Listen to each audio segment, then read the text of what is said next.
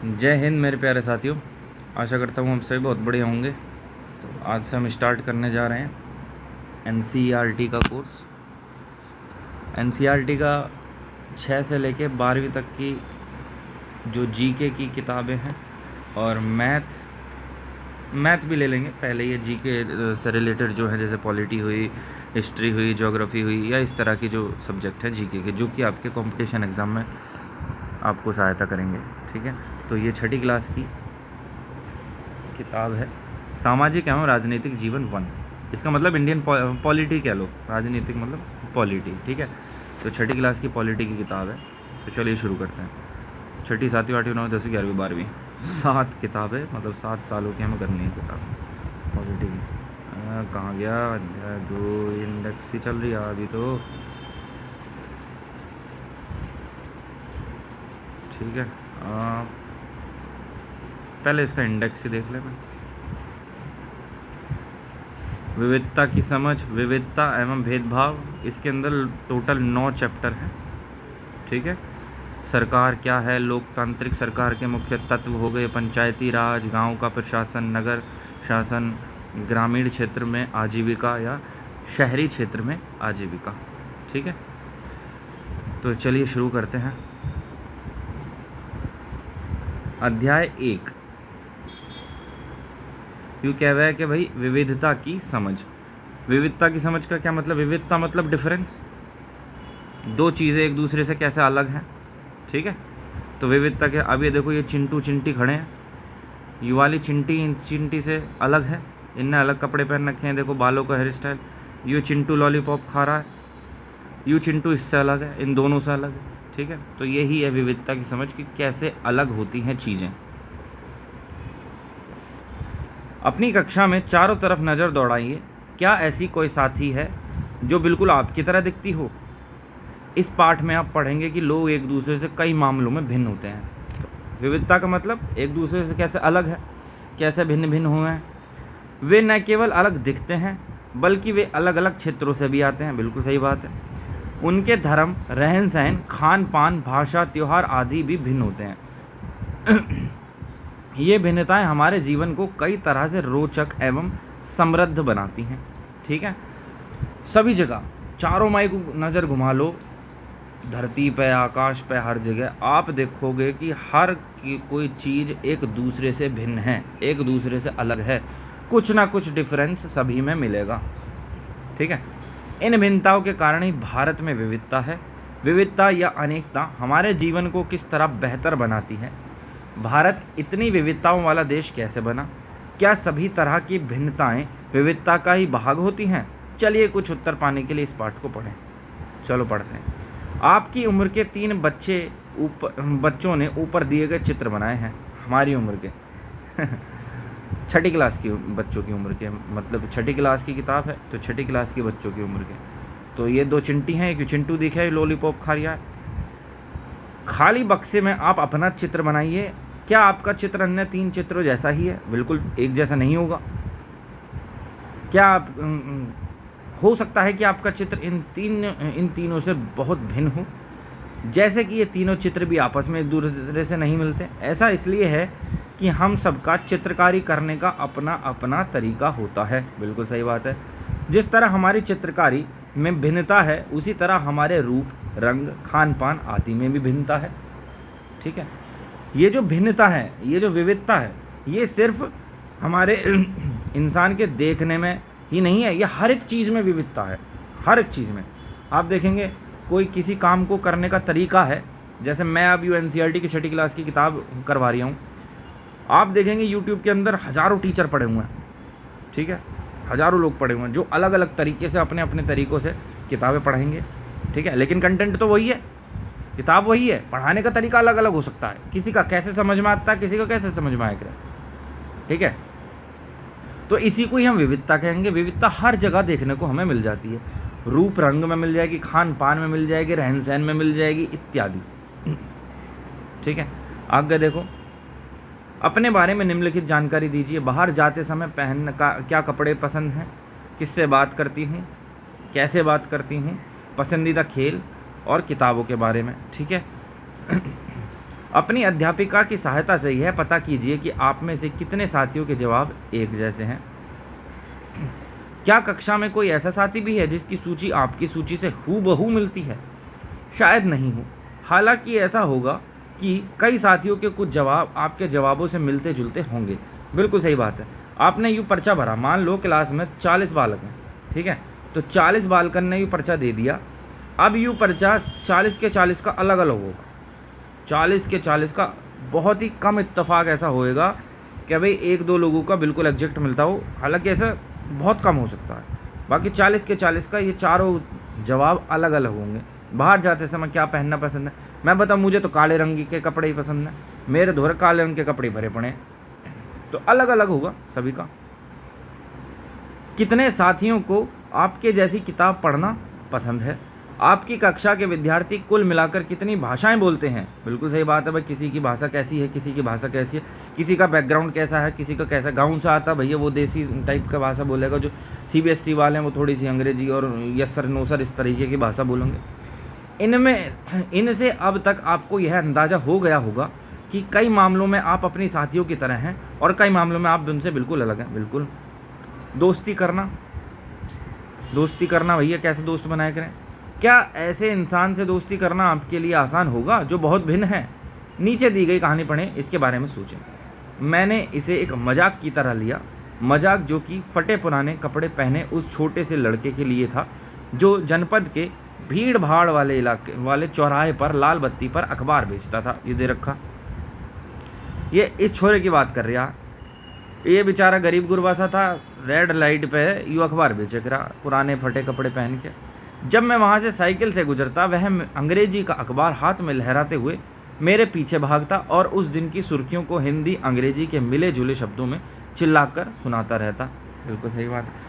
अब यूँ बच्चा जो अखबार बेचेगा तो यूँ अपनी कहानी बता रहा है, यूँ साइकिल वाला है, तो यूँ सभी के पीछे भागेगा जो भी साइकिल बाइक से गुजरेंगे कि भाई आज की ताज़ा खबर, आज की ताज़ा खबर, क्या मेलोडी टॉफ़ी गिफ्ट करी।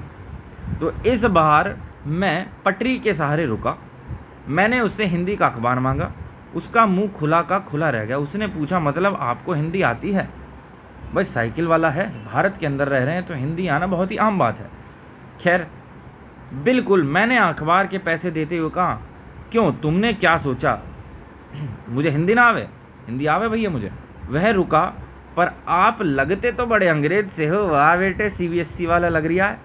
वह बोला, भाई मतलब कि आप हिंदी पढ़ भी सकते हैं? बिल्कुल हाँ, हिंदी पढ़ भी सके। I can walk Hindi, I can talk Hindi, I can read Hindi. हाँ बिल्कुल पढ़ सकता हूँ। इस बार मैं थोड़ा अधीर होते हुए बोला, हाँ बिल्कुल पढ़ सकता हूँ मैं। फिर आगे कह रिया, मैं हिंदी बोल सकता हूँ, पढ़ सकता हूँ और लिख भी सकता हूँ। तो इसने थोड़ा अधीर होते हुए बोल दिया, हाँ बिल्कुल पढ़ सकता हूँ मैं हिंदी बोल भी सकूँ, लिख भी सकूँ और भैया पढ़ भी सकूँ। मैंने स्कूल में दूसरे सब्जेक्ट विषय के साथ हिंदी भी पढ़ी है। अब इसने जैसी सब्जेक्ट कहा विषय, तो यूँ अखबार वाला जो बच्चा है इसको तो पता है ना भैया, यूँ तो पढ़ता स्कूल जा नहीं सकता। तो अब इसने यूँ इस बात पे थोड़ा सा सब क्वेश्चन सा पूछा इनने कि भाई सब्जेक्ट उसने पूछा। अब जो कभी स्कूल नहीं गया उसको मैं क्या समझाता कि सब्जेक्ट क्या होता है। बिल्कुल सही बात है भाई, स्कूल में गया नहीं तो उसे कैसे पता चलेगी कौन सा सब्जेक्ट है। वह कुछ होता है, मैंने शुरू किया ही था कि बत्ती हरी हो गई। जैसे ही वो बताने लगा साइकिल वाला बालक उसे अखबार वाले को कि भाई सब्जेक्ट ये होता है, वह कुछ होता है, वैसी बत्ती हरी होगी। और मेरे पीछे गाड़ियों के हॉर्न का शोर 100 गुना बढ़ गया। मैंने भी अपने आप को ट्रैफिक के साथ आगे बढ़ा दिया। ठीक है, वैसे ऐसी कोई बहुत बड़ी बात ना है, पटरी के सहारे रुका होगा यूँ तो साइड में कर लेता, यूँ पटरी फुटपाथ टाइप का साइकिल ही तो है, हवाई जहाज थोड़े ले रहा है कि तेरे पीछे जो है हॉर्न का शोर मच गया साइकिल साइड में कर लेता राजा। खैर चलो, एक कहानी की तरह हम बता रहे हैं, ये इस पार्ट को समझने के लिए एक कहानी के रूप में ये समझने के लिए बना दी गई है। ठीक है, अगले दिन वह फिर से वहाँ पर था। ठीक है, वह मुस्कुरा रहा था और मेरी तरफ हिंदी का अखबार बढ़ाते हुए उसने कहा, भैया आपका अखबार। अब बताइए ये सब्जेक्ट क्या चीज़ है। अंग्रेजी का यह शब्द उसकी ज़बान पर अजीब लग रहा था। ऐसा लगा मानो अंग्रेजी में सब्जेक्ट शब्द का जो दूसरा अर्थ है प्रजा, उस अर्थ में वह उसका प्रयोग कर रहा है। ठीक है, ओह यह कुछ पढ़ाई लिखाई से संबंधित है। मैंने कहा। तो वो जो साइकिल वाला लड़का है उसने कहा कि यह भैया कुछ पढ़ाई लिखाई से रिलेटेड है। उसके बाद चूंकि बत्ती लाल हो गई थी, सो मैंने पूछा तुम कभी स्कूल गए हो? तो बच्चे ने कहा कभी नहीं, उसने जवाब दिया।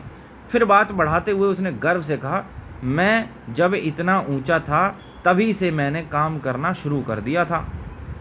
जिम्मेदारी आ गई ना उसके कंधों पर। ठोकर खाने से अकल आती है, बादाम खाने से अकल नहीं आती। जिम्मेदारी अकल अपने आप आवा देती है। उसने मेरी साइकिल की गद्दी के बराबर अपने आप को नापा। पहले मेरी माँ मेरे साथ आती थी, लेकिन अब मैं अकेले ही कर लेता हूँ। फिर भैया उस साइकिल वाले बालक ने पूछा कि अभी तुम्हारी माँ कहाँ है? पर तब तक बत्ती हरी हो गई और मैं चल पड़ा। मैंने उसे अपने पीछे कहीं से चिल्लाते हुए सुना, वह मेरठ में है। और उसके साथ फिर उसको बेचारे को आवाज़ ही नहीं आई भाई, वो चिल्लाता रहा, वो साइकिल आगे निकल गई। बाकी ट्रैफिक के शोरगुल में डूब गया। मेरा नाम समीर है, उसने अगले दिन कहा और बड़े शर्माते हुए मेरा नाम पूछा। वो जो साइकिल वाला बालक था उसने अपना नाम तो समीर बताया। अगले दिन फिर मिले वे और उसने उस साइकिल वाले नहीं, वो जो अखबार बेचने वाले बालक ने अपना नाम समीर बताया जब वे अगले दिन मिले। और उसने फिर उस साइकिल वाले का नाम पूछा थोड़ा शर्माते हुए, आपका नाम?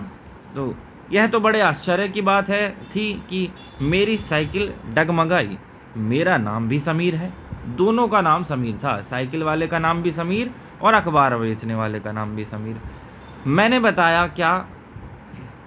उसकी आंखें एकदम से चमक उठी। हाँ, मैंने मुस्कुराते हुए कहा, तुम्हें पता है समीर का अर्थ? मतलब जैसे आप कहीं बाहर जाओ, ठीक है, अनजान व्यक्ति से आपकी थोड़ी बहुत बोलचाल हो जाए, या कहीं आप ट्रेन में सफ़र कर रहे हो और कोई शख्स है आपको मतलब डेली मिल जाए, तो थोड़ी बोलचाल स्टार्ट होगी, फ्रेंडशिप हो गई। उसके बाद में आप देखो कि तुम्हारा नाम क्या है? मेरा नाम जी एक्स है, और तुम्हारा नाम? मेरा भी एक्स है, ठीक है। तो दोनों का नाम सेम है, तो मतलब बताओ, अरे वाह यार, मेरा नाम भी यही है, वाह। तो इस तरीके से तुम्हें पता है समीर का अर्थ क्या है? समीर का अर्थ है पवन या हवा। समीर पर्यायवाची होता है हवा का या पवन का। और पवन पुत्र कौन है जानते हो? हनुमान। तो साइकिल वाले ने बताया उस अखबार वाले को कि भैया समीर का मतलब है हवा या पवन, और पवन पुत्र जो हैं वो तो हनुमान जी हैं ही। तो अब से आप समीर 1 और मैं समीर 2। उसने खूब खुश होते हुए कहा, हाँ ठीक है। मैंने जवाब दिया और अपना हाथ आगे बढ़ाया, हाथ मिलाओ समीर 2। तो इसने भैया नामकरण कर दिया कि दोनों का नाम समीर है, तो एक का नाम समीर 1 हो जाएगा, एक का नाम समीर 2 हो जाएगा। फिर उन दोनों ने हाथ मिला लिए। उसका छोटा सा हाथ मेरे हाथ में एक नन्ही चिड़िया की तरह समा गया। बेचारा जो अखबार बेचने वाला था वो काफ़ी छोटी उम्र का था, उसका शरीर भी बहुत छोटा था, हाइट वाइट। तो वो साइकिल वाला जो है वो बड़ा था। तो मैं साइकिल चलाकर आगे बढ़ चुका था, पर उसके हाथ की गर्माहट अब तक महसूस कर रहा था। अगले दिन उसके चेहरे पर उसकी चिर परिचित मुस्कान नहीं थी। जब वो अगले दिन और फिर मिले तो उन्होंने देखा भैया वो जो अखबार बेचने वाला बालक था वो थोड़ा उदास सा दिखा। मेरठ में बड़ी गड़बड़ हो गई है, उसने कहा। जो अखबार बेचने वाला, वहाँ दंगे हो गए, मेरठ में दंगे हुए, वहाँ दंगों में बहुत लोग मारे गए हैं। मैंने मुख्य अखबार की सुर्खियों की तरफ देखा, बड़े बड़े अक्षरों में लिखा था सांप्रदायिक दंगे। लेकिन समीर, मैंने शुरू ही किया था मैं मुस्लिम समीर हूँ, वह बोल पड़ा, और मेरे सभी लोग मेरठ में हैं। उसकी आंखें भर आईं। तभी मैंने उसके कंधे पर हाथ रखा, उसने नज़र ऊपर नहीं उठाई।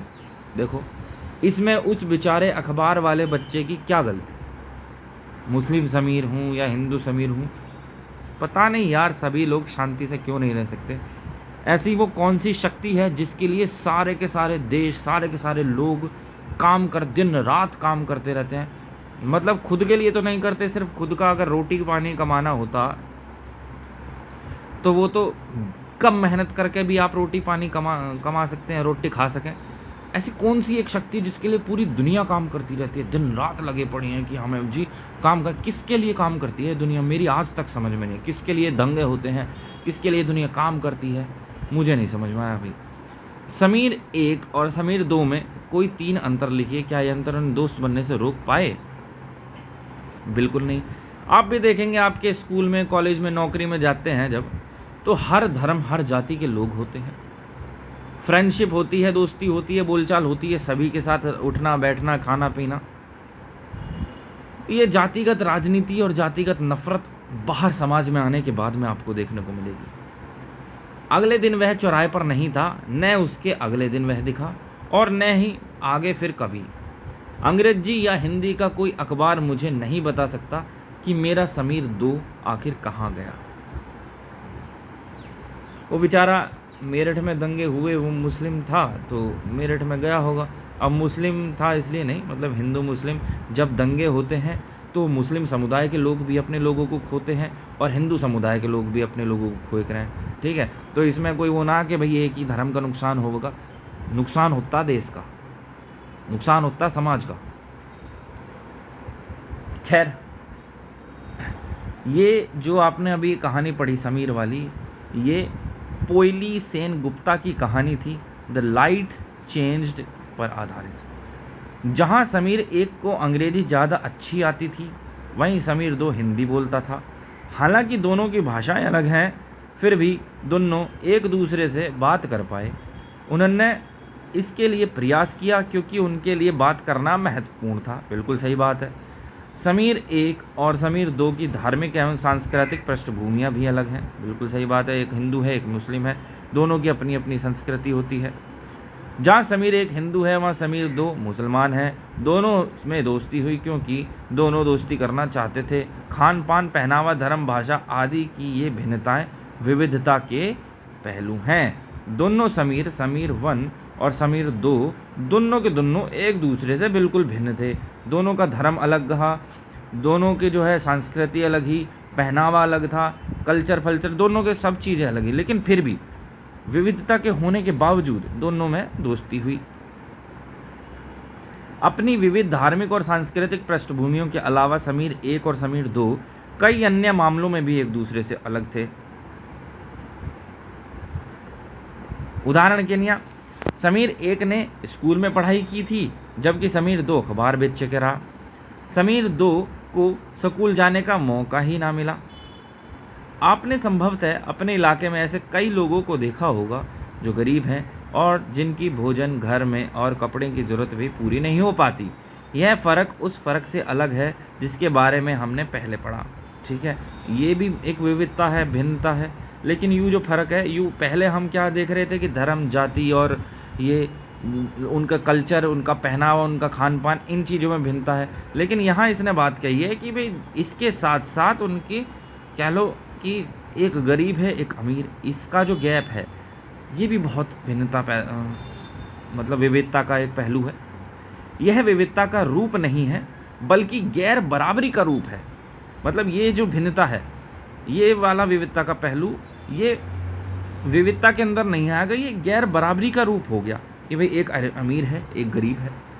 गैर बराबरी का मतलब है कि कुछ लोगों के पास न अवसर हैं, न ही ज़मीन या पैसे जैसे संसाधन हैं जो दूसरों के पास हैं। बिल्कुल सही बात है। इसलिए गरीबी और अमीरी विविधता का रूप नहीं है, यह लोगों के बीच मौजूद असमानता यानी गैर बराबरी है। जाति व्यवस्था असमानता का एक और उदाहरण है। इस व्यवस्था में समाज को अलग अलग समूहों में बांटा गया। इस बंटवारे का आधार था कि लोग किस किस तरह का काम करते हैं। लोग जिस जाति में पैदा होते थे उसे बदल नहीं सकते थे। समीर 2 स्कूल क्यों नहीं जाता था, आपकी राय वगैरह ये सब, गरीब था या जो भी बात है। अगर आप कुम्हार के घर में पैदा हो गई तो आपकी जाति कुम्हार ही होती है और आप बस वही बन सकती थी। कोई व्यक्ति जाति से जुड़ा अपना पेशा भी नहीं बदल सकता था, इसलिए उस ज्ञान के अलावा किसी अन्य ज्ञान को हासिल करना जरूरी नहीं समझा जाता था। इससे गैर बराबरी पैदा हुई। आप इस बारे में अगले पाठों में पढ़ेंगे। विविधता हमारे जीवन को कैसे समृद्ध करती है, बताओ भाई, विविधता कैसे समृद्ध करेगी। जैसे समीर 1 और समीर 2 दोस्त बन गए, ठीक वैसे ही आपकी भी सहेलियां होंगी भाई। बिल्कुल सही। जो आपसे बहुत अलग होंगी। आपने शायद उनके घर अलग तरह का खाना खाया होगा, उनके साथ अलग त्यौहार भी मनाए होंगे, उनके कपड़े पहनकर देखे होंगे और थोड़ी बहुत उनकी भाषा भी सीखी होगी। बिल्कुल सही बात है। अब मैं यूपी का रहने वाला हूँ, मैं महाराष्ट्र में रह रहा हूँ, तो मैंने मराठी लोग बोल लेकर हैं, तो जब यहाँ नौकरी करूँ मैं, तो भाई यहाँ की मराठी भाषा भी मेरे एक अपने अंदर से कि यार मराठी में ये बोल रहे ये बोल रहे, मैंने भी कोशिश करी भाई मराठी भाषा में बोलने की, किसी दबाव से नहीं, अपने खुद की इच्छा अनुसार कि भाई मेरे को भी थोड़ी सी मराठी भाषा आ जाए। ठीक है। इससे पहले मैं राजस्थान में था, तो राजस्थान में मैंने 3-4 साल रहा। वहाँ रहने के बाद मुझे मारवाड़ी बहुत अच्छे से आ गई, मतलब समझ तो जाऊँगा मैं मारवाड़ी, बोलने के लिए थोड़ा उतने अच्छे से नहीं बोल पाऊँगा। लेकिन मैं एक बात ये कहना चाह रही हूँ कि जैसे इसने कहा कि उनकी भाषा भी सीखी होगी, तो बिल्कुल हाँ, ये मनुष्य की प्रवृत्ति है, लोग ऐसा करते हैं। सूची बनाइए अपने भारत के अलग अलग प्रांतों में कौन कौन से व्यंजन खाए हैं। चलो आगे देखो, आपको शायद तरह तरह के जानवरों, रानियों, साहसिक घटनाओं या भूतों की कहानियां पसंद होंगी। संभव है कि आपको खुद कहानी बनाना भी पसंद होएगा। बिल्कुल, एक अच्छी कहानी पढ़ने से हमें खुशी मिलती है, उसको पढ़कर और ज़्यादा कहानियाँ बनाने के लिए नए नए विचार भी मिले करें। बिल्कुल सही बात है।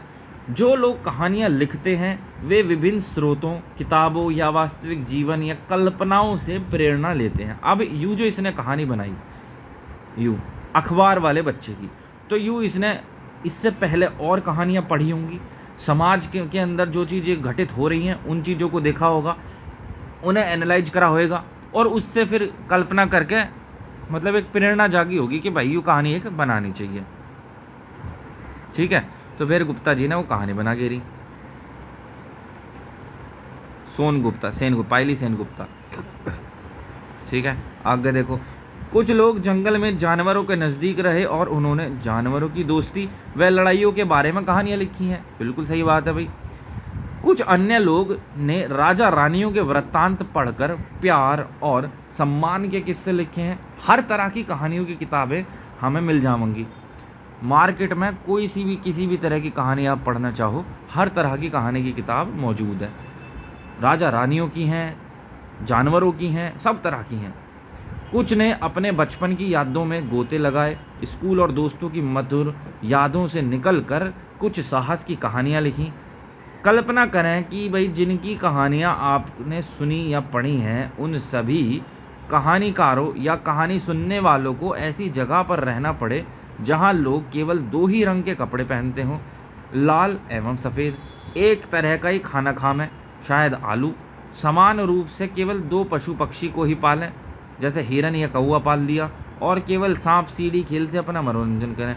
ऐसी जगह रहकर वे कैसी कहानियाँ लिख पाएंगे। बिल्कुल सही बात है।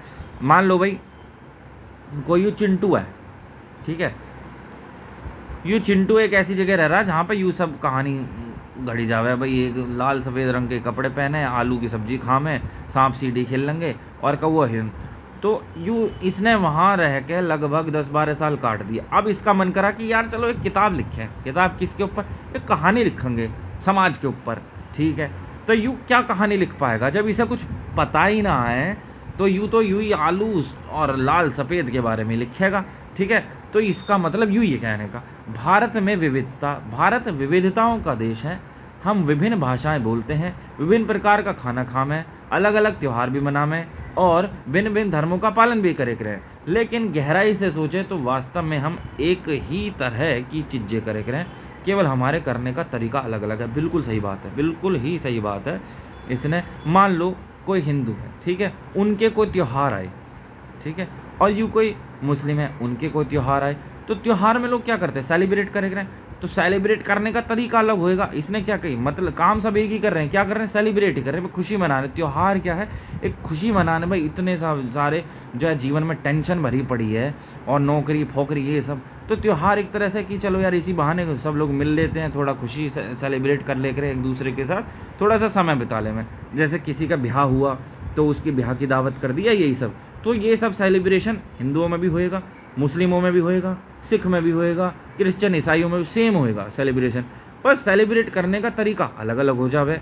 ठीक है। हिंदुओं का भैया अपने अलग तरीके से कर लेते होंगे, मुस्लिम में लोग अलग तरीके था, और सिख अलग से और ईसाई लोग अलग तरीके से, लेकिन करते तो सब इन्जॉयमेंट ही हैं, सब सेलिब्रेट ही करे करे। ठीक है, चलो हम विविधता को कैसे समझें, बताओ भाई कैसे समझें? बड़ी जान को जुद्ध है यार, कैसे समझेंगे विविधता को? करीब 200-225 वर्ष पहले जब रेल, हवाई जहाज, बस, कार वगैरह ना है जीवन का हिस्सा हमारे, तब भी लोग संसार के एक भाग से दूसरे भाग में यात्रा करे करे। बिल्कुल, वे पानी के जहाज में या घोड़ों या ऊँट पर बैठ कर जाए करे या फिर पैदल ही चले जावे। अक्सर ये यात्राएं खेती और बसने के लिए, नई ज़मीन की तलाश में या फिर व्यापार के लिए की जाती थी। मान लो यू जगह है ए, ठीक है, यू जगह है बी, यहाँ पे कुछ लोग रह रहे हैं, उन्होंने वहाँ पे व्यापार करा या कुछ यहाँ पे मसाले वसाले हो गए, अब उन्हें बेचने जाएंगे तो बेचने ए से बी की तरफ के चले गए व्यापार के लिए, या यहाँ खाने पीने के लिए भाई कुछ हुए ना भाई, शिकारी लोग थे यहाँ पे अपना डेरा जमा लिया, शिकार कर रहे हैं, खा रहे हैं, मस्त जीवन जी रहे। शिकार करते करते उन्होंने यहाँ के सारे जीव जंतु ही ख़त्म कर दिए, तो अब वे बी की माई को चले जाएंगे भाई डेरा जमाने को। ठीक है, या फसल कर रहे हैं, फसल करते करते भैया यहाँ की ज़मीन अब जो है कुछ ख़राब हो गई या कुछ और उन्हें फसल चाहिए, तो सोचने की यहाँ ना हो रही, वे बी की माई को चले जाएंगे। तो इस तरीके से जो है यात्राएं करने का एक कारण हुआ करता था। चूँकि यात्रा में बहुत समय लगे रहे, इसलिए लोग नई जगह पर अक्सर काफ़ी लंबे समय तक रुकते थे। इसके अलावा सूखे और अकाल के कारण भी कई बार लोग अपना घर बार छोड़ दे हैं। उन्हें जब पेट भर खाना नहीं मिलता तो वे नई जगह जाकर बस जाए करें। कुछ लोग काम की तलाश में, कुछ युद्ध के कारण घर छोड़ दे करें। जब नई जगह में बसना शुरू करे करें तो उनके रहन सहन में थोड़ा बदलाव आ जाता था। कुछ चीज़ें वे नई जगह की अपना लेते थे और कुछ चीज़ों में वे पुराने ढर्रे पर ही चलते रहते थे। मतलब क्या कह रही आयु, यहाँ पे एक चिंटू है भैया, वो रह रिया, और यहाँ पे जो है जो जगह बी है, यहाँ पे एक मिंटू है, वो रह रिया है। ठीक है, चिंटू मिंटू के गांव में आके बस गया, इनका कल्चर अलग है, मिंटू का कल्चर अलग है, तो ये इसका कल्चर इसके साथ शेयर हुआ और इसका कल्चर इसके साथ शेयर हुआ। तो कुछ चीज़ें इसने अपनी शेयर कर दी इनको और कुछ चीज़ें उनकी अपना ली। ठीक है, तो दोनों के दोनों एक विविधता हो गई ना, दोनों के दोनों में शेयरिंग इज केयरिंग वाली बात। ठीक है, तो वो पुराने ढर्रे पर ही चलते रहते थे। इस तरह उनकी भाषा, भोजन, संगीत, धर्म आदि में नए और पुराने का मिश्रण होता रहता था। इनकी संस्कृति और नई जगह की संस्कृति में आदान प्रदान होता और धीरे धीरे एक मिश्रित यानी मिली जुली संस्कृति उभर जाती थी। ठीक है, दोनों ने अपनी संस्कृति जो है साझा करी और एक मिली जुली संस्कृति, मिश्रित संस्कृति जो है वो सामने आ गई। अगर अलग अलग क्षेत्रों का इतिहास देखें तो हमें पता चलेगा कि भाई किस तरह विभिन्न सांस्कृतिक प्रभावों ने वहाँ के जीवन और संस्कृति को आकार देने में योगदान किया है। इस तरह से कई क्षेत्र अपने विशिष्ट इतिहास के कारण विविधता संपन्न हो जाते थे। ठीक है, मतलब जब हम देखेंगे इतिहास को उठा के तो हम देखेंगे कि बहुत सारी जगह के अलग अलग सांस्कृतिक प्रभाव जो पड़े, उसकी वजह से वहाँ का जो जनजीवन था, उनकी संस्कृति, उसको एक नया आकार मिल गया। ठीक है, उसको एक नया आकार मिला और अपने विशिष्ट इतिहास के कारण विविधता संपन्न हो जाते थे। ठीक इसी प्रकार लोग अलग अलग तरह के भौगोलिक स्थितियों में किस प्रकार सामंजस्य बैठाएंगे, उससे भी विविधता उत्पन्न होती है। अलग अलग तरह के, मान लो भाई राजस्थान का व्यक्ति है, यू पार्ट ए है, यहाँ राजस्थान है, ठीक है, उगरम इलाका है। अब वो बचपन से भैया उसकी पीढ़ी दर पीढ़ी वो यहीं रहता हुआ है। और कोई यहाँ पे है यू पार्ट जगह बी, यू हिमाचल प्रदेश है, पहाड़ी इलाका जहाँ ठंड वंड रह रहे, या शिलोंग विलोंग साइड का। तो यू जो राजस्थान वाला व्यक्ति है, यू यहाँ आके जब बस जाएगा यदि हिमाचल प्रदेश साइड में, तो इसको भाई कुछ ना कुछ बदलाव तो देखने को मिलेंगे, कुछ ना कुछ, क्या पूरा ही बदलाव आ गया। और हिमाचल प्रदेश वाले को होंगे इससे गर्मी ना झेलने की है, इससे ज़्यादा ठंड ना झेलने की है, क्योंकि हमारा शरीर उसी तरीके की आदत डाल चुका है। ठीक है, उदाहरण के लिए समुद्र के पास रहने में और पहाड़ी इलाकों में रहने में बड़ा फ़र्क है। बिल्कुल, न केवल वहाँ के लोगों के कपड़ों और खान पीन की आदतों में फ़र्क हो रहा है, बल्कि जिस तरह का काम वे करेंगे वे भी अलग होंगे। बिल्कुल, शहरों में अक्सर लोग यह भूल जाया करें कि भाई उनका जीवन उनके भौतिक वातावरण से किस तरह गहराई से जुड़ा हुआ है। शहरों में भैया लोग बाग भूल जाएंगे कि उनका जो जीवन है, शहरी लोगों का जीवन, उनके भौतिक वातावरण, जो उनके आसपास का वातावरण है जिसमें वो रह रहे हैं, उससे बहुत ज़्यादा गहराई से जुड़ा हुआ है। ऐसा इसलिए कि शहरों में लोग विरले ही अपनी सब्जी या अनाज उगाते हैं, वे इन चीज़ों के लिए बाजार पर ही निर्भर रहते हैं। ठीक है, मतलब जो अपनी सब्जी अनाज वगैरह जो भी उगाना है, शहरों में तो भैया कोई उगाता ना, बहुत कम उगावे है, वो उनको अपनी चीज़ों के लिए मार्केट पर ही निर्भर रहना पड़ेगा। हम भारत के दो भागों लद्दाख और केरल के उदाहरण के जरिए समझने की कोशिश करेंगे कि भाई किसी क्षेत्र की विविधता पर उसके ऐतिहासिक और भौगोलिक कारकों का क्या असर पड़ेगा। तो इसने उदाहरण दिया भारत के दो भाग, एक तो लद्दाख ले लिया, एक केरल ले लिया, दोनों बहुत दूर दूर हैं। ठीक है, तो फिर उसमें रहन सहन और भौगोलिक परिस्थितियाँ जो हैं उनका क्या असर पड़ेगा। फिर कह रहे एटलस में भारत का नक्शा देखिए और उन्हें ढूंढिए कि ये दोनों क्षेत्र लद्दाख और केरल कहाँ है। ठीक है, चलो आगे पढ़ो। एटलस नहीं, पॉलिटी पढ़ रहे हैं हम। वैसे अब मैं यार इसमें नक्शा कहाँ से लगाऊँ। लद्दाख ऊंचे पहाड़ों वाला रेगिस्तानी इलाका है। लद्दाख तो व्यापार के लिए एक अच्छा रास्ता माना गया, क्योंकि यहाँ कई घाटियाँ हैं जिनसे गुजरकर मध्य एशिया के काफिले उस इलाके में पहुँचते थे, जिसे आज तिब्बत कह रहे हैं। आज तिब्बत कह रहे हैं, कहाँ है, गायब हो गया। ये काफिले अपने साथ मसाले, कच्चा रेशम, दरिया आदि लेकर चलते थे। लद्दाख के रास्ते ही बौद्ध धर्म तिब्बत पहुंचा। लद्दाख को छोटा तिब्बत भी कह रहे हैं। करीब 400 साल पहले यहाँ पर लोगों का इस्लाम धर्म में परिचय हुआ। यहाँ से शुरू हुआ, यहाँ से मैं यहाँ से पढ़ने लग रहा हूँ। और अब यहाँ अच्छी खासी संख्या में मुसलमान रह रहे हैं। 400 साल पहले भैया यहाँ आए मुसलमान, अब यहाँ इनकी संख्या बढ़ गई। लद्दाख में गानों और कविताओं का बहुत ही समृद्ध मौखिक संग्रह है। तिब्बत का ग्रंथ केसर सागा लद्दाख में काफ़ी प्रचलित है। देखो तिब्बत का जो ग्रंथ है, तिब्बत का ग्रंथ केसर सागा लद्दाख में काफ़ी प्रचलित है। ठीक है, इसको याद रखना, इससे क्वेश्चन बन सके। ठीक, लद्दाख में गानों और कविताओं का बहुत समृद्ध मौखिक संग्रह है। ठीक है, केसर सागा लद्दाख में काफ़ी प्रचलित ग्रंथ है तिब्बत का। उसके स्थानीय रूप को मुसलमान और बौद्ध दोनों ही लोग गाते हैं, मुसलमान भी और बौद्ध भी। मतलब लद्दाख के अंदर मुस्लिम और बौद्ध दोनों प्रजातियाँ रहती हैं। ठीक है, दोनों धर्म के लोग। लद्दाख जम्मू और कश्मीर के पूर्वी हिस्से में पहाड़ियों में बसा एक रेगिस्तानी इलाका है। ठीक है यार, अब मैं कहाँ से लाऊं, मेरी ड्राइंग तो इतनी बढ़िया है ना। देखो ये जो भारत का नीचे वाला इलाका है, यू वाला, यहाँ पे तो आ जाएगा केरल। ठीक है, यहाँ समुंदर आ जाए। ठीक, तो और यू यहाँ पे कैसे बनाया करें,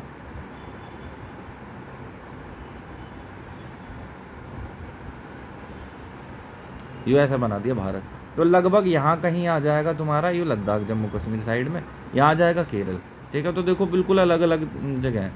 ठीक है, तो कह रही है कि भाई लद्दाख जो है जम्मू और कश्मीर के पूर्वी हिस्से में बसा पहाड़ियों का एक इलाका है, पूर्वी हिस्से में बसा। ठीक है, यहाँ पर बहुत ही कम खेती संभव है, क्योंकि इस क्षेत्र में बारिश बिल्कुल नहीं होती, बारिश ना होती वहाँ, और यह इलाका हर वर्ष काफ़ी लंबे समय तक बर्फ़ से ढका रह है।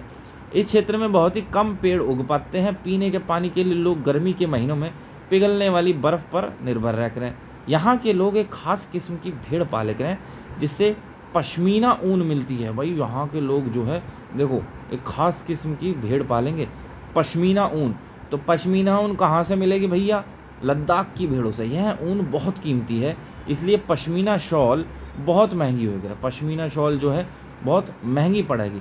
लद्दाख के लोग इसे बड़ी सावधानी से ऊन को इकट्ठा करेंगे, कश्मीर के व्यापारियों को बेच देते हैं। मुख्यतः कश्मीर में ही पश्मीना शॉल बुनी जाया करें। जो पश्मीना शॉल की बुनाई है वो मुख्यतः मोस्टली क्या है कि लद्दाख के भीतर ही होगी, यहाँ कश्मीर में ही होएगी। यहाँ के लोग दूध से बने पदार्थ जैसे मक्खन, चीज़, खास तरह का छेना, चीज़ एवं मांस खाते हैं। हर एक परिवार के पास कुछ गाय, बकरी एवं याक होते हैं। रेगिस्तान होने का यह मतलब नहीं है कि व्यापारी यहाँ आने के लिए आकर्षित नहीं हुए। लद्दाख तो व्यापार के लिए एक अच्छा रास्ता माना गया। ठीक है, इससे आगे अपन पढ़ चुके हैं। आगे देखो केरल के बारे में। केरल क्या भारत के दक्षिण पश्चिम कोने में बसा हुआ एक राज्य है। ठीक है, एक तरफ से तो यूँ समुद्र से घिरा हुआ है एक तरफ से, और दूसरी माई से यूँ पहाड़ी से घिरा हुआ है। एक माई इसके समुंदर है दूसरी माही उसके पहाड़ी हैं। इन पहाड़ियों में विविध प्रकार के मसाले जैसे काली मिर्च, लौंग, इलायची आदि उगाए जाते हैं। साउथ का जो इलाका है वो आज से ही नहीं, वो कई सौ सालों से मसालों के उत्पादन के लिए बहुत ही महत्वपूर्ण रहा है। इन मसालों के कारण यह क्षेत्र व्यापारियों के लिए बहुत आकर्षक बना रहा। सबसे पहले अरबी एवं यहूदी व्यापारी केरल आए। सबसे पहले कौन कौन से व्यापारी केरल आए भैया? अरबी लोग केरल आए, फिर यहूदी आए केरल। ऐसा माना जाता है कि ईसा मसीह के धर्मदूत संत थॉमस लगभग 2000 साल पहले यहाँ आए थे। ऐसा माना जाता है, मतलब एजम्पशन है कि भाई ईसा मसीह के धर्मदूत थे संत थॉमस, वो लगभग 2000 साल पहले यहाँ केरल में आए। भारत में ईसाई धर्म लाने का श्रेय उन्हीं को जाता है।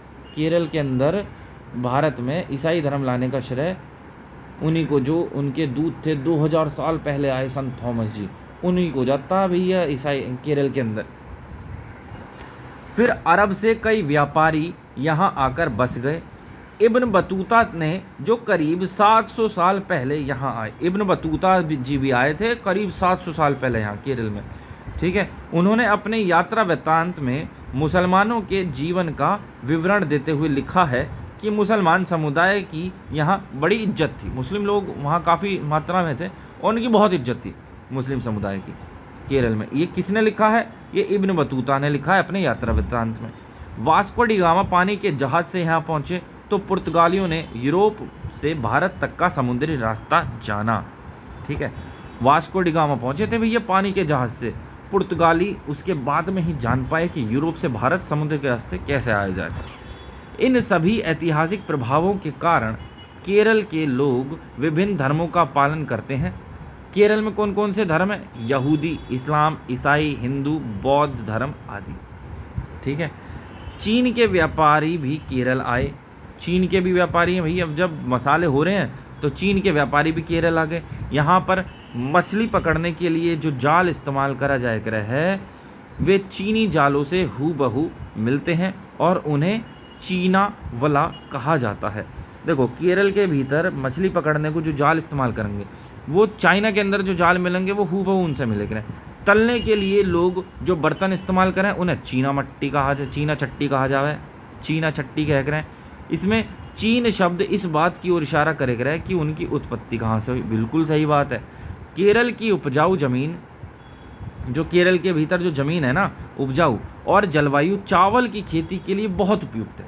जो केरल की ज़मीन है भैया वो चावल की खेती के लिए बहुत उपयुक्त है। वहाँ के अधिकतर लोग मछली, सब्जी और चावल खाए कर हैं, ठीक है। मनाए जाने वाले त्यौहार ओणम। केरल में ओणम त्यौहार मनाया जाया कर है। एक विशेष आकर्षण है, उसमें नाव प्रतियोगिता होएगी ओणम में, ठीक है। आगे देखो, यहाँ केवल केरल और लद्दाख की भौगोलिक स्थितियाँ एक दूसरे से बिल्कुल अलग हैं। वहीं हम यह भी देखते हैं कि दोनों क्षेत्रों के इतिहास में एक ही प्रकार के सांस्कृतिक प्रभाव हैं। दोनों ही क्षेत्रों को चीन और अरब से आने वाले व्यापारियों ने प्रभावित करा। बिल्कुल दोनों ही क्षेत्रों में जो चीन से व्यापारी आए या अरबी लोग जो आए उन्होंने व्यापार जो है इन्हें प्रभावित करा। जहाँ केरल की जो भौगोलिक स्थिति है मसालों की खेती के लिए संभव बनाएगी, वहाँ लद्दाख की विशेष भौगोलिक स्थिति ऊन के व्यापारियों को अपनी ओर खींचा। इस तरह पता चलता है कि किसी भी क्षेत्र के सांस्कृतिक जीवन का उसके इतिहास और भूगोल से प्रातः गहरा रिश्ता होकर है। विविध संस्कृतियों का प्रभाव केवल बीते हुए कल की बात नहीं है।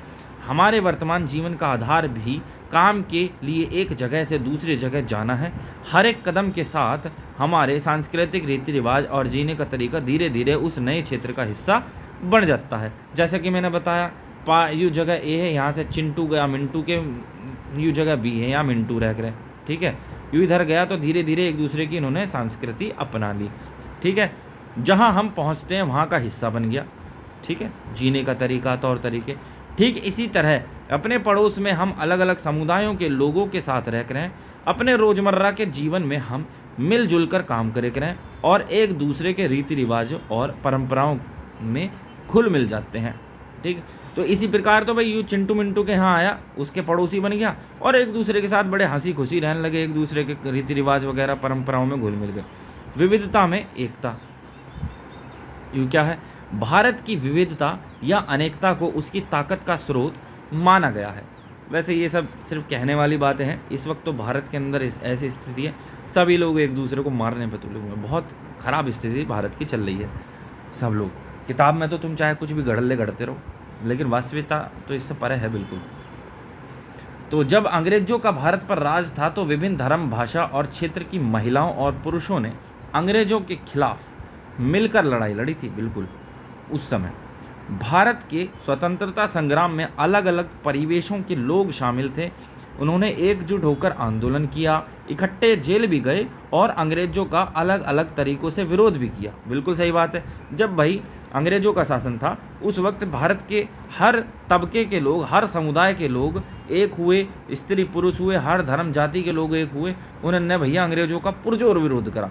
ठीक है, बहुत से स्वतंत्रता सेनानी हुए, बहुत से लोगों ने शहादत हासिल की, बहुत से लोग शहीद हुए। तो उसमें हर धर्म के लोग थे, हिंदू भी शहीद हुए, मुस्लिम भी शहीद हुए, हर धर्म के। तो अंग्रेजों ने सोचा था कि वे भारत के लोगों में फूट डाल सकते हैं। अब उन्होंने जो सोचा वो तो कामयाब हो गए, फूट डाल सकते, फूट डल चुकी है और बहुत गहरी फूट डल चुकी है, क्योंकि उनमें काफ़ी विविधताएं हैं और इस तरह उनका राज चलता रहेगा। मगर लोगों ने दिखला दिया कि वे एक दूसरे से चाहे कितना भी भिन्न हों, अंग्रेजों के खिलाफ लड़ी जाने वाली लड़ाई में वे सब एक थे। दिन खून के हमारे प्यारे न भूल जाना, खुशियों में अपनी हम पर आंसू बहा के जाना।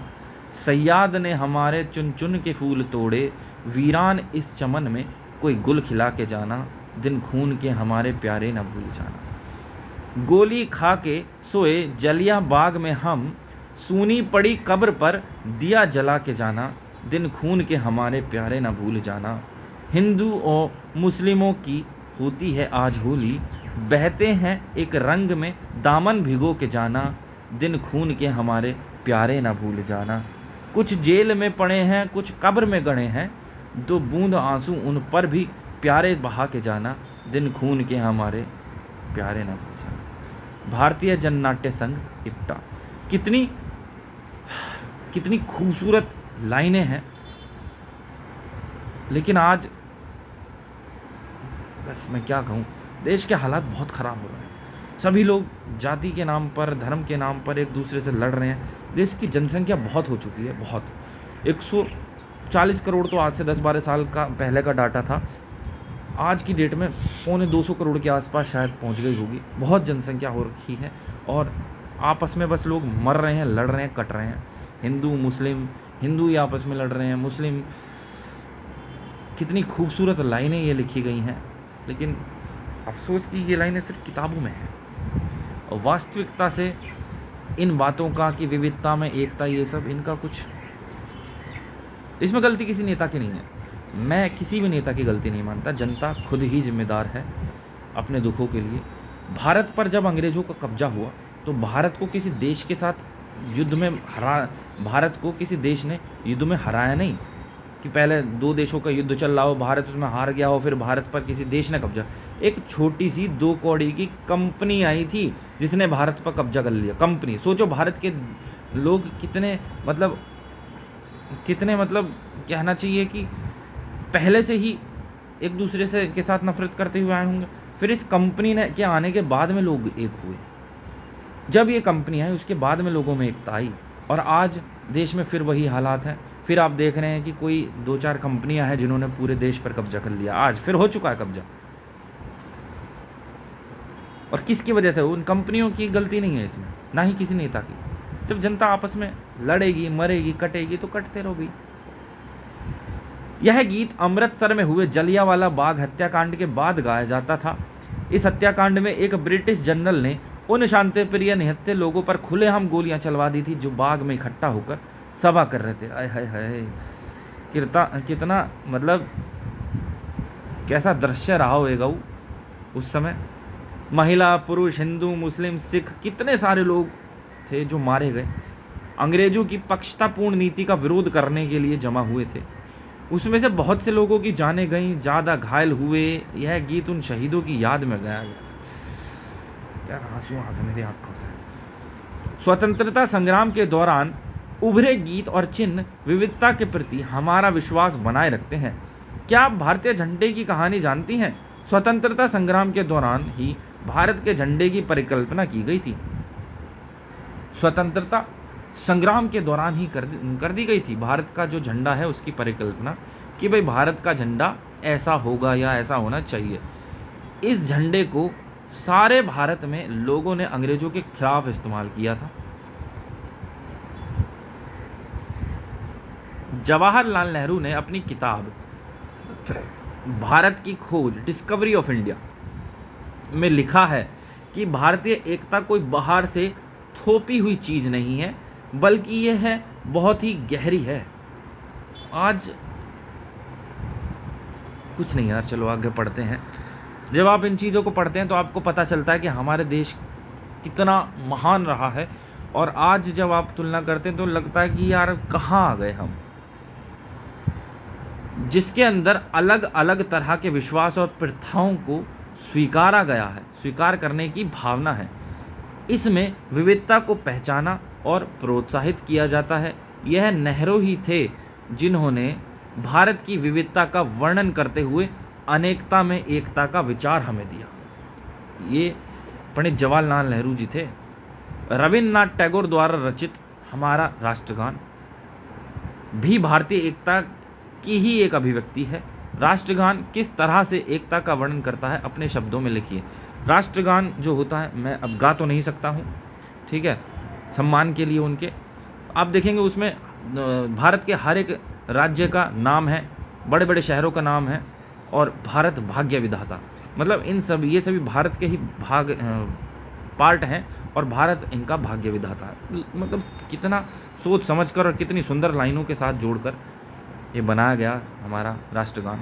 तो चलिए, बहुत बहुत धन्यवाद, जय हिंद। और आप सभी से मेरी हाथ जोड़कर विनती है, रिक्वेस्ट है कि भाई इस देश को बचा लो। ये देश बहुत बहुत ख़राब स्थिति में आ चुका है, सभी लोग लड़ रहे हैं, प्लीज़ बचा लो यार, इस देश को बचा लो। उधर चाइना ने बोल दिया है कि ये अरुणाचल प्रदेश उनका है, या कुछ इलाकों के नाम जो है, क्यों? क्योंकि सभी को पता है वो छोटा सा 2.5 कौड़ी का वो नेपाल, श्रीलंका, इन जैसे देश जो है वो भारत को घुड़की दिखा रहे, भारत को। भाई भारत के लोग ढंग में खड़े होकर मुँह देंगे तो बहन जो बाढ़ आ जाएगी तुम्हारे देश में। तुम भारत को घुड़की दिखा रहे हो किसकी वजह से? भारत की जनता की वजह से, क्योंकि वो आपस में लड़ रही है। नेता की गलती इसमें सारी नहीं है, जनता की भी गलती है। एक तो जनसंख्या इतनी ज़्यादा बढ़ गई है, बहुत ज़्यादा जनसंख्या बढ़ गई है, रिसोर्सेज है नहीं। तो मैं रिक्वेस्ट कर रहा हूँ यार, जिसको भी लगता हो कि हाँ देश के हालात सुधारने की जिम्मेदारी किसी और की नहीं है, अपनी जिम्मेदारी है, हमारा देश है, हमें इसे सुधारना है। नेताओं को गाली देना, ये करना वो करना नहीं, हमें सुधारना। तो विनती है यार, बचा लो इस देश को, बचा लो, प्लीज़ बचा लो। जय हिंद, धन्यवाद।